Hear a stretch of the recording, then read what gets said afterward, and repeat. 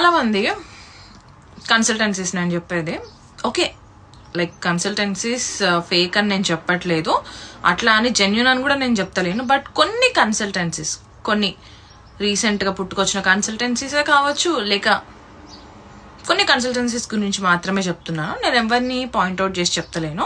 So గుమ్మడికాయలు దొంగ ఎవరు అంటే భుజాలు తడుముకున్నట్టు లైక్ డిఎమ్స్ ఒకరికొకరు చేయకండి. ఏం చెప్దాం అనుకుంటున్నా అంటే యూత్ మొబిలిటీ వీసాస్ అప్లై చేసేటప్పుడైనా, లేదు అంటే లైక్ కంట్రీ వైజ్ చూస్ చేసుకునేటప్పుడైనా చాలా కేర్ఫుల్గా ఉండండి. రాంగ్ డెసిషన్స్ అస్సలు తీసుకోకండి. మనం ఫర్ ఎగ్జాంపుల్ కన్సల్టెన్సీస్కి యూఎస్ అప్లై చేయాలి అని పోతాం. సో వాళ్ళు ఏం చేస్తారు, వెంటనే మన మైండ్ మొత్తం చేంజ్ చేసి యూకే అంటారు, ఆస్ట్రేలియా అంటారు, కెనడా అంటారు.